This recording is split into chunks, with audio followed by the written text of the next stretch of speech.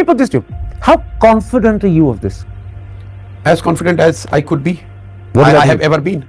I'll tell you why I listen, Karan, I'm not in the business No. of predicting I'll tell you why I in asked my that life. question. I'll tell you why I asked that question. How confident are you? Because in May 2022, you predicted that Congress would be routed in Himachal. It won. In September 2023, yes, you're on record. Wait, where? You're on record. We've got it. No, but this is last time also. You are always trying to create a hypothesis and trying to put it on the guest side. No, I'm not creating a hypothesis. Show me a video, Karan.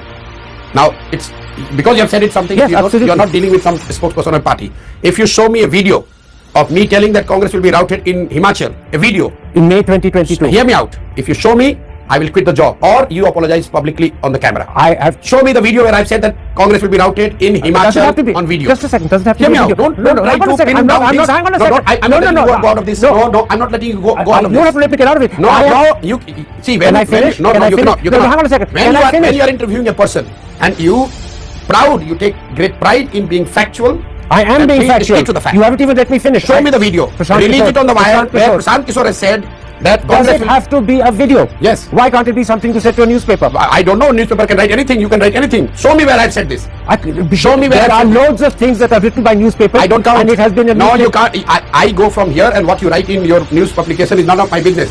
What I say, show me that words. If I have said that Congress will be routed in Himachal in 2022, I am saying on camera, on record, that I quit what I do. But if you are wrong and trying to put your perception in my as my statement, then please be man enough to say sorry about it. Forgive me. I am always man enough to tell. Let me finish now. Let me finish without your raising your voice. Let me finish without you interrupting me. You are not going to intimidate me. Interrupting me. I am always man enough to accept my mistake. You have made a mistake frequently. However, I am quoting what has been you have made a mistake and what has been. You have made a mistake. I have not made a mistake. I am quoting what has been in newspapers and on websites, and I'll repeat what you said. In May 2022, you are quoted as having said Congress will be routed in Himachal. In September 2023, you are quoted as having said DRS would win Telangana, and it did not.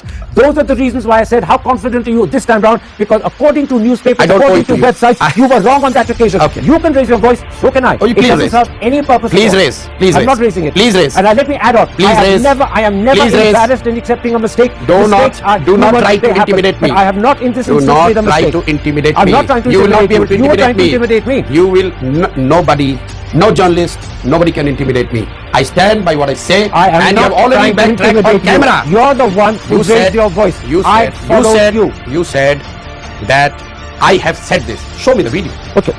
Show me the video or apologize. It's interesting that you reacted the way you did. That itself will be of interest to the audience. I'll just point that out. Oh, please, you don't try to be a clever journalist. I'm not being a clever journalist. Don't try to. Can I continue, or do you wish to stop? No. Why should I stop? Then let me continue. I don't want to give you that privilege that I said something and he ran out of my interview. I can deal with you and four like you. I congratulate you. Please now let me ahead. continue with the next question.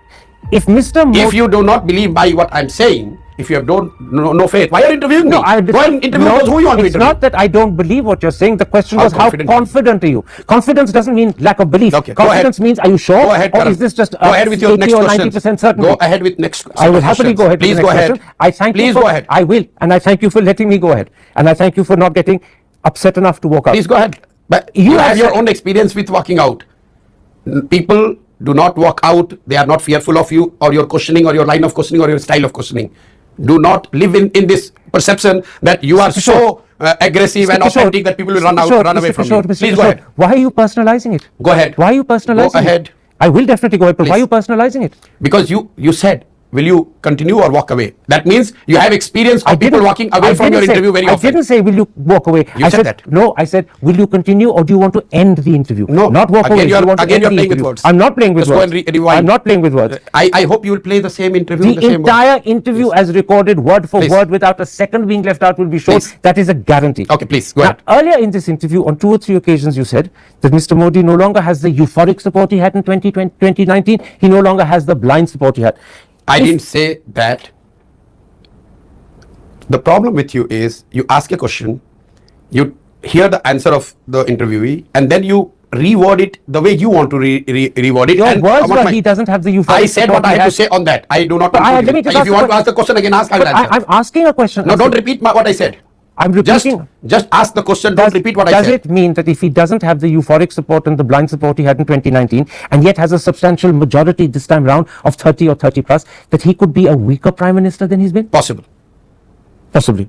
Possible. Would he be capable of taking the big decisions that he's talked about? So long he has support in the parliament, he could. So he could still push through things like a uniform civil code. He could still push through delimitation of Lok Sabha constituencies, which is due in 2026. Because delimitation of Lok Sabha anyway is a So the loss of blind support won't matter to the sort of prime minister he is? Not in immediate term, not in the near term. In what sort of term could it matter? In longer term, in 2 years, 3 years, you could have people or segment of population who might not agree with what he legislates or what he brings as a new decisions. People can dissent and people can go and dissent, and they have done that. Even in his previous regime, the farmers protested against his decision. He had the majority, still farmers protested. So the section of society could get angry with him, could not like what he is doing. You have seen it in Indira Gandhi's case. In 1971, she had a brute majority. By 1973, people were literally baying for her blood on the street. It's a part of the democracy.